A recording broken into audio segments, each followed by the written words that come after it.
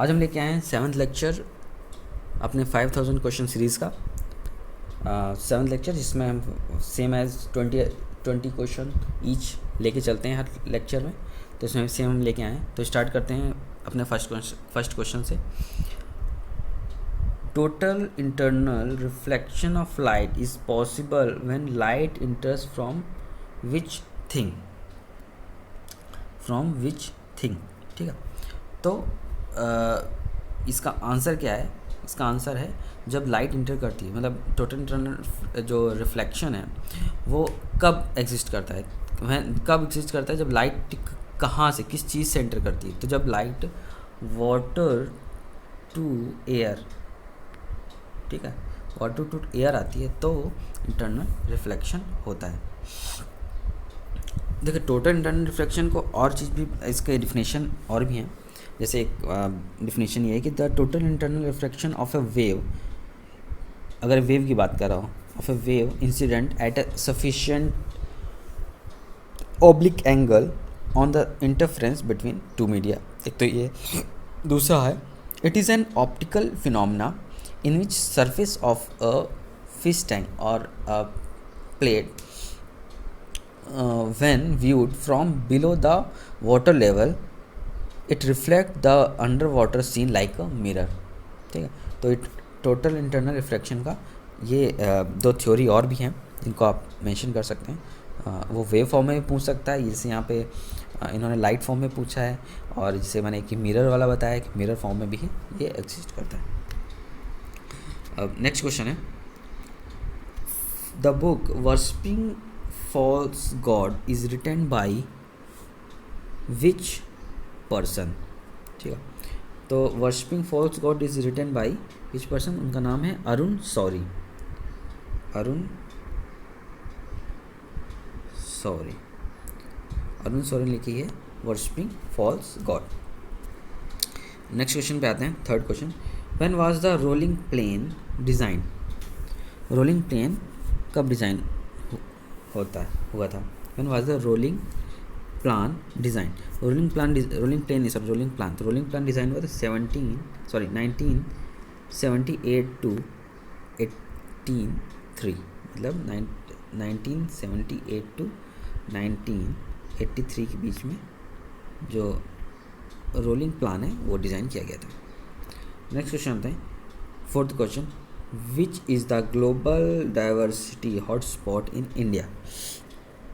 Global diversity hotspot India में कौन सा है? ये आप इससे रिलेटेड, जो इसका आंसर है उससे रिलेटेड आपको कई क्वेश्चन मिलेंगे। हो सकता है आप 5 एग्ज़ाम दें, उनमें से एक क्वेश्चन आ भी जाए उसमें से। ठीक, तो वो आंसर है वेस्टर्न घाट। और वेस्टर्न घाट के बारे में कुछ बातें हम बोल देते हैं। वेस्टर्न घाट को हम लोग बोलते हैं सह्याद्री युग बोलते हैं इसको। ठीक है, ये फैला कहाँ से कहाँ तक है? ये फैला है केरल में है, तमिलनाडु में है, कर्नाटक में है, गोवा में है, महाराष्ट्र और गुजरात। इन स्टेट्स में वेस्टर्न घाट अवेलेबल है। It is one of the 10th hottest diversity hotspot.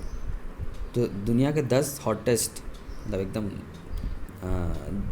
जो डाइवर्सिटी हॉटस्पॉट है, जो एकदम जिनका नाम आता है, उसमें से ये आता है वेस्टर्न घाट, जिसे सह्याद्री भी बोलते हैं। ठीक है, अब नेक्स्ट क्वेश्चन आता है, during which rain was the Kalidas lived. किसके समय में कालिदास रहते थे, या किसके दरबार में कालिदास थे, उनका समय क्या था? ये ऐसे क्वेश्चन घुमा फिरा के आते रहता है। इससे पहले भी एक क्वेश्चन इसी टाइप में आया था।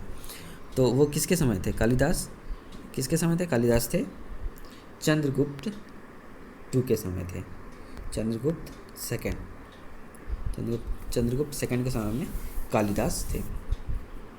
नेक्स्ट क्वेश्चन आता है, in the human body Cowper's gland form a part of which system. देखिए, कॉपर्स ग्लैंड क्या है? ये एक बॉडी का पार्ट है अपने।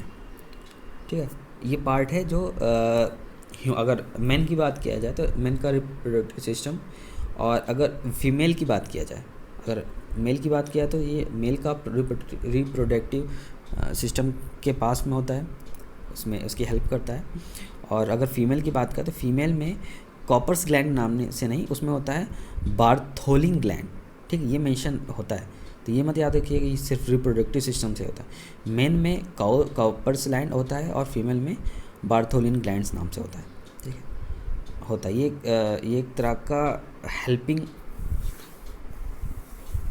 सेक्शन होता है रिप्रोडक्टिव सिस्टम का, और इसे हम और बोलते हैं बल्बोर्थरल ग्लैंड भी बोलते हैं इसको। ये होता कहाँ पे? It is one of the 2 small exocrine gland in the reproductive system of many male mammals. मतलब सारे मैमल्स को नहीं बोल सकते, लेकिन मेनली ह्यूमन में तो होता है, लेकिन और मेल में भी ये पाया जाता है Cowper's gland. Next question, the resolution of removing the vice president of India can be removed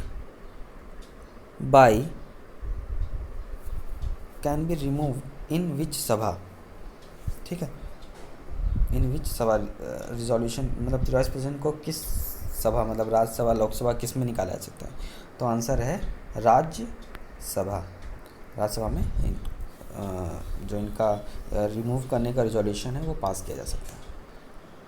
next question, eighth question है, विच transition metal is in liquid state? Which transition metal is in liquid state? तो answer है इसका mercury. Mercury जो होता है वो liquid state में पाया जाता है।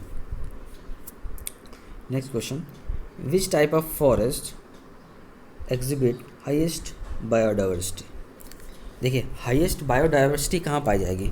जहाँ पानी होगा, हवा होगी, सूरज होगा।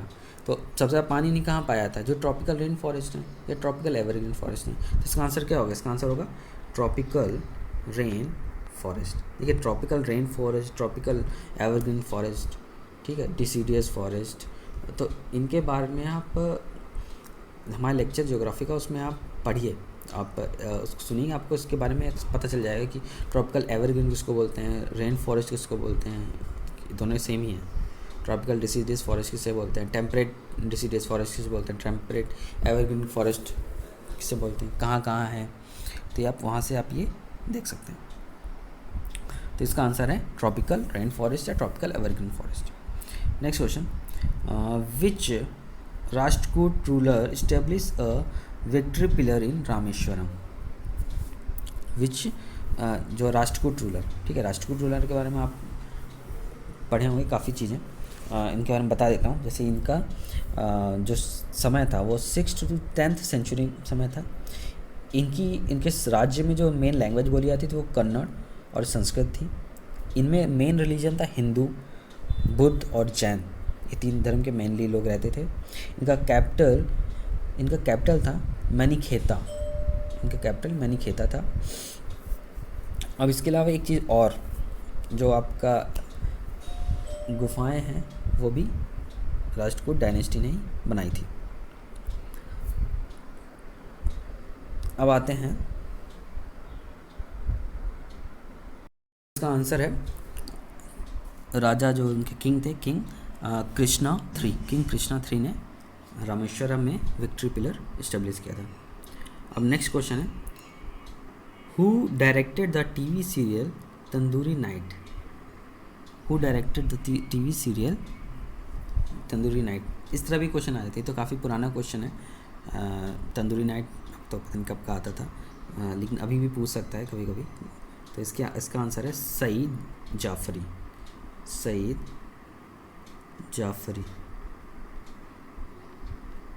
जाफरी ने डायरेक्ट किया था। Next question, the UNESCO 2000 declare in 2011 as the international year. UNESCO ने 2011 को international as which international year, 2011 को कौन सा नेशनल ईयर घोषित किया था? तो 2011 को केमिस्ट्री का international year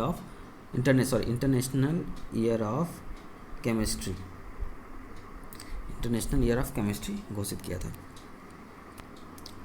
next question, in absence of ribosome in cell which function does not take place?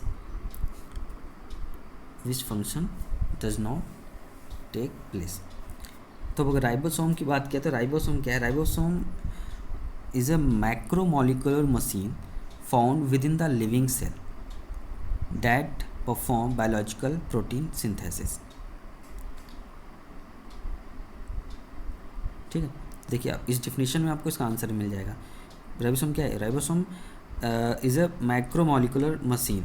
ठीक है, it is which found within living cell में पाया जाता है.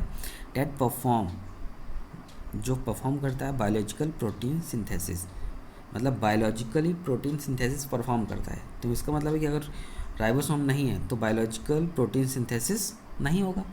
ठीक है, तो इसका आंसर क्या होगा? इसका आंसर होगा बायोलॉजिकल प्रोटीन सिंथेसिस. ठीक है, next question. In where are Tapovan and Vishnugad hydro electric power project located? तो इसका आंसर है उत्तराखंड. इसका आंसर है Uttarakhand. Next question. Who was the last ruler of Tughlaq dynasty of the Delhi Sultanate? Delhi सल्तनत में कई राजा आए, स्लेव डायनेस्टीज़ रहीं, मुग़ल डायनेस्टीज़ रहीं, ब्रिटिशर्स रहे, इसके अलावा और कई भी डायनेस्टीज़ वहाँ पे रहीं. तो उनमें से अगर जब तुगलक डायनेस्टी की बात की जाती है तो तुगलक डायनेस्टी का जो सबसे लास्ट रूलर कौन था? तो सबसे लास्ट रूलर था नसीरुद्दीन महमूद इसके लास्ट रूलर थे. अब तुगलक डायनेस्टी की थोड़ी सी बात कर लेते हैं. ठीक है, जो Tughlaq dynasty purely Indian origin थी क्योंकि वो लोग यहाँ के इस्टेब्लिश हो चुके थे. दूसरा, ये इस्टेब्लिश की गई थी 1320 ईस्वी में और ये इसका एंड हुआ था 1413 में ख़त्म हो गई थी. इसे इस्टेब्लिश किया था गाजी मलिक. ठीक, आप सोच रहे होंगे हमने तो पढ़ा है कि गयासुद्दीन तुगलक. ठीक है, तो उनका नाम, एक्चुअल नाम था गाजी मलिक था, जिन्हें गियाथुद्दीन तुगलक बोलते हैं. ठीक, गियाथुद्दीन तुगलक भी बोलते हैं उनको. तो और तुगलक डायनेस्टी की कैपिटल दिल्ली थी और उनकी जो मेन लैंग्वेज थी, जो मतलब मेनली बोली जाने वाली लैंग्वेज थी, वो थी पर्शियन. अब नेक्स्ट क्वेश्चन आते हैं. To whom does the public accounts committee submit its report? To whom does the public account committee submit its report? तो इसका answer speaker of the Lok Sabha. जो पब्लिक अकाउंट कमेटी है वो स्पीकर को अपना रिपोर्ट सबमिट करती है. ठीक है, अब पब्लिक अकाउंट कमेटी क्या है? पब्लिक अकाउंट कमेटी ये इंश्योर करती है, it ensure parliamentary control over government expenditure. ठीक है, जो गवर्नमेंट होता है, जो गवर्नमेंट चल रही होती है, जो एक्सपेंडिचर कर रही होती है, तो वो उसका ऑडिट करवाती है.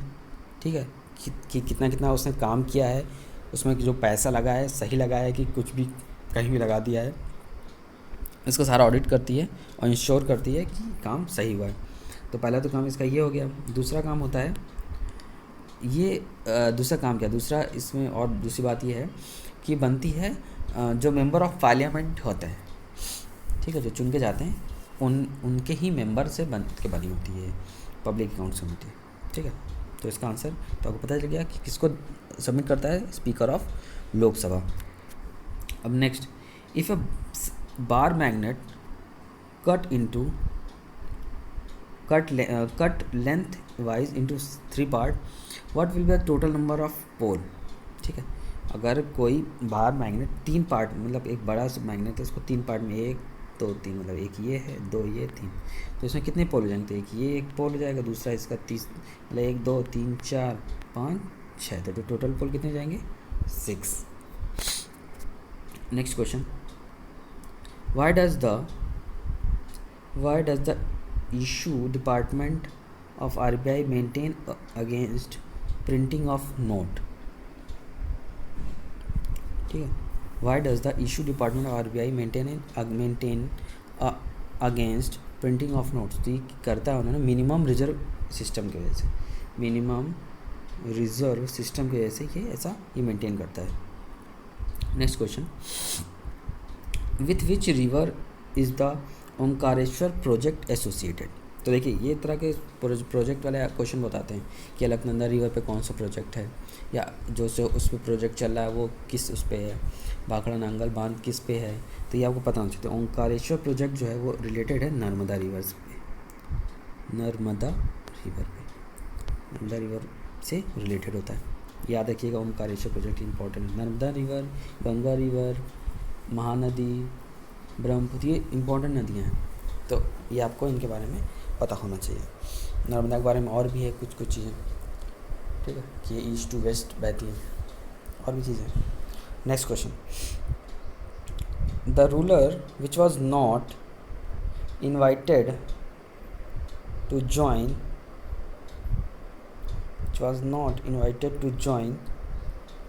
the confederacy to fight against Vijayanagara in the battle of Talikota. ठीक है, कौन सा रूलर तलीकोटा जो युद्ध हुआ था विजयनगर के खिलाफ अगेंस्ट, तो उसमें कौन से रूलर ने ज्वाइन नहीं किया था। ठीक है, तो वो रूलर थे बेरार, BERAR। तो याद रखिए बेरार ने को इनवाइट नहीं किया था लड़ने के लिए।